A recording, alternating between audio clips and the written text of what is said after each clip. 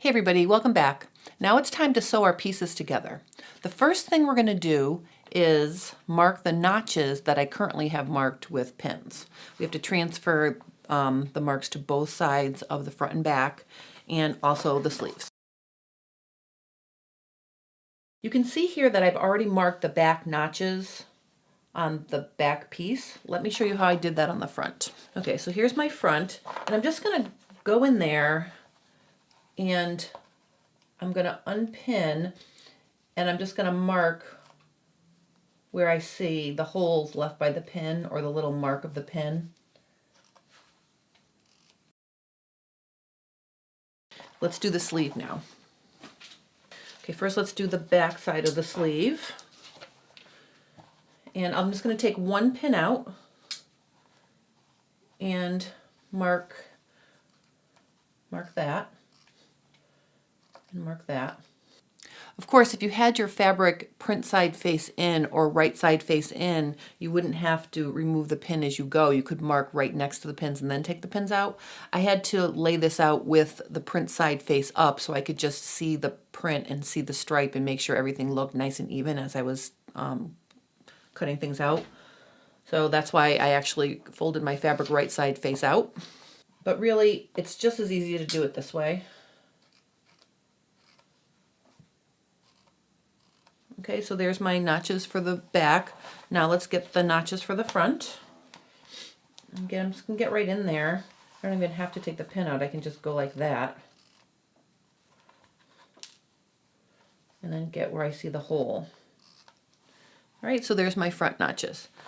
Now that I've got my notches all marked, the next thing I'm going to do is lay the front face up in front of me. Okay, so here's my front. And what I want to do is I want to get a sleeve.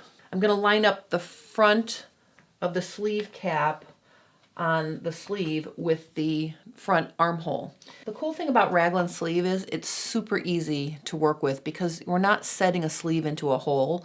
We're flat constructing, but we're flat constructing in a way where the shoulders haven't been sewn yet because the shoulder is really part of the sleeve. So this is actually a really easy way to do sleeves. If you struggle with your set-in sleeves, you're going to love this top. This is the size extra large. If I just line this up, it almost lines up perfectly. There's no ease built into the sleeve. And actually some of the sizes have a negative ease. So if your sleeve cap is shorter than your armhole, don't worry. Just evenly distribute it along the edge because that will help give a nice shape to the seam when you're wearing it. All right, so I'm just going to start by pinning my notch to my notch. Because there's no ease in this seam, you almost don't even need the notches because it's just going to line up and everything's going to match. Okay, so see, there's my the bottom part of my armhole, and then let me just go up to the neckline. So this top edge is the neckline.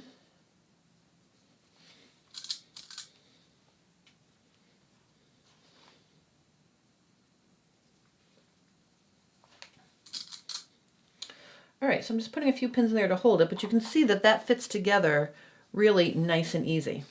So let's go to the serger and sew the seam. Okay, I have my serger set up for a 4-thread stretch stitch, and I have my differential feed set slightly above normal or neutral. If you're not sure what differential feed is, basically what it does is it adjusts the front feed dogs to go faster or slower than the back feed dogs so you don't stretch your fabric out or gather it up when you're sewing. When you're working with knits, you're going to want to have a setting that's higher than N or 1, depending on the brand of your serger. If you need more information about that, I do have a differential feed video on my YouTube channel, and you can find it in the Baby Lock Ovation Serger Manual playlist. So if you want to see details on that, check that out. I'm going to test stitch before I stitch my raglan top because I just want to make sure everything is set perfectly. All right, so I just have a double layer of the fabric I'm working on, and basically what I'm going to do is just run it through and see how it looks.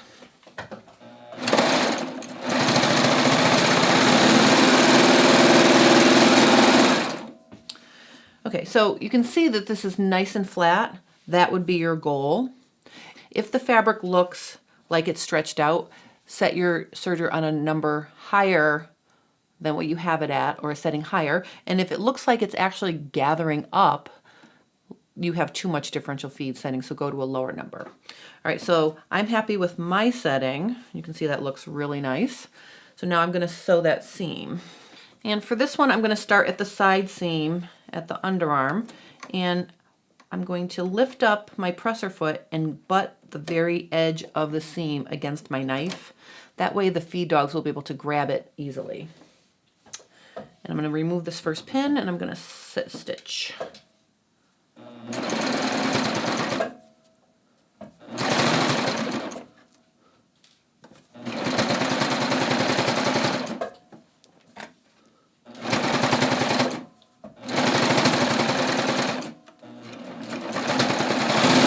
All right, you're not really cutting much off, you're just skimming the edge because the seam allowance is a 3/8 inch seam allowance. If you're working on your sewing machine, you're gonna wanna stitch at a 3/8 inch seam allowance, and you're gonna wanna set your stitch length shorter than normal. The more stitches you have per inch, the stretchier your seam will be.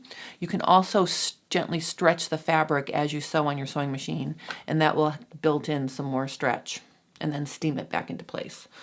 So that's what you would do for a sewing machine. All right, so here is my front with one sleeve attached. I think this is going to be a cool look with this irregular stripe with the diagonal seam like that. I think that's going to be kind of cool. All right, so what I'm going to do is I'm going to get my other sleeve over here and I'm going to pin it on and sew it. All right, let's see how this looks. All right, so you can see that I've got both front edges sewn. Now it's time to add the back. Now for the back, we're essentially going to lay this right sides together with the front, like this. And then I'm going to reach around and get my, my sleeve. And you can see that this is my neckline right here. This is the neckline and the top of the sleeve cap. I'm going to now match that up with the top of the neckline in the back of the armhole and put a pin there. That way I know I'm not twisting anything up.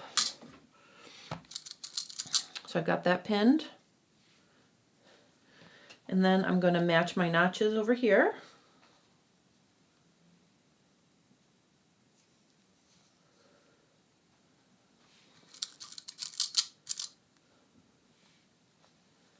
And at the bottom. All right, so can you see how I did that? All right, now I'm going to stitch this seam. And again, I'm starting at the side seam, and I'm just going to sew it.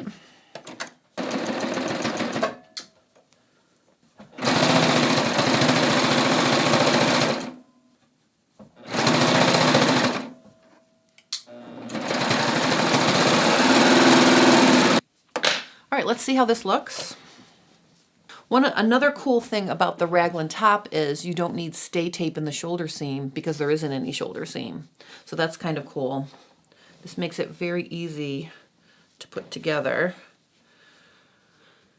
All right, so let me just lay it back down. There's my front and my back. And you can see now I've got this sleeve sewn in. All we have left to do is the side seam and the underarm. Okay, but before we do that, we're going to go over here and do this side. So again, I've got this laid right sides together. You can tell the back neckline from the front because the front scoops down and the back is more straight across. That's how you can tell which piece you're looking at.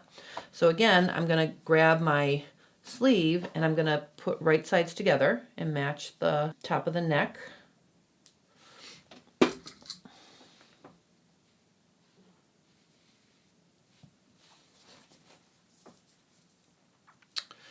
I'm going to do the bottom over here and then I'll get the notch. All right, let's just stitch this.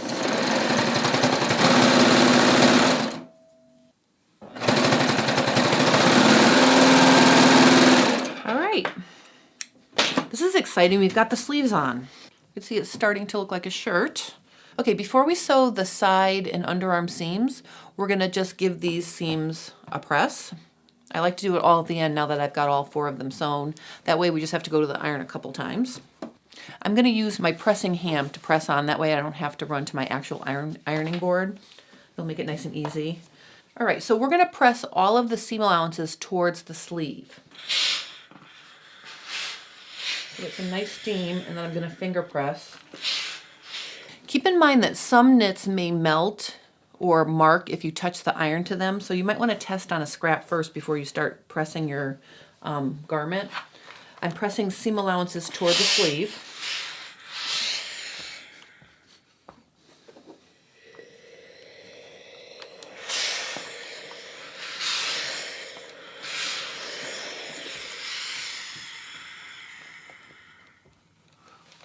All right, so I'm just going to go ahead and do all of my seams like that.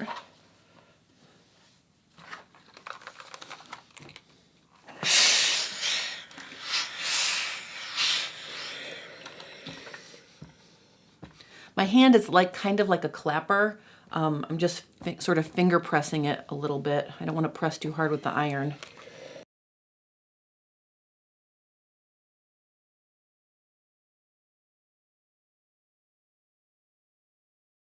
All right, so I'm going to start with the underarm seam.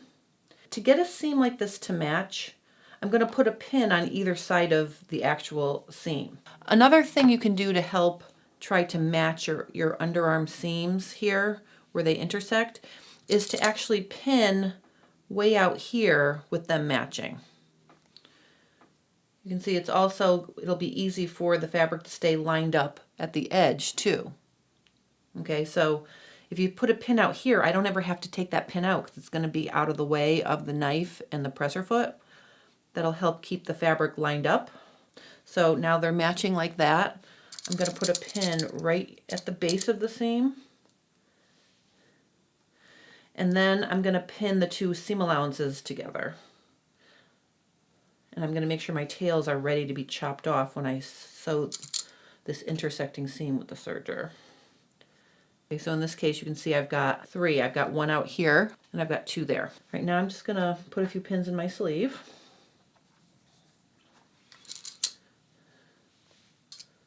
Okay.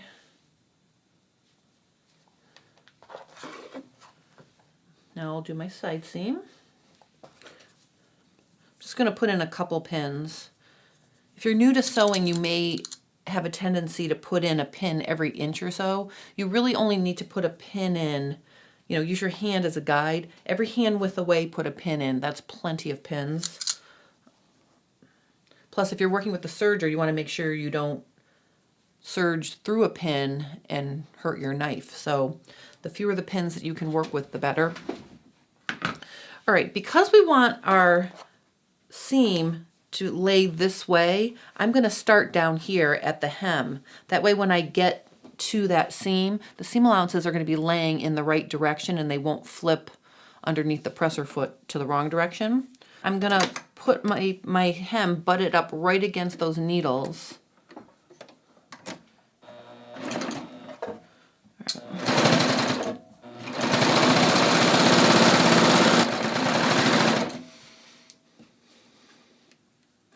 All right, so I'm coming to my intersection of my seams. I'm going to take the first pin out, and then when the seam gets right to the toe, I'm going to lift it up and let it relax, and I'm going to take the second pin out.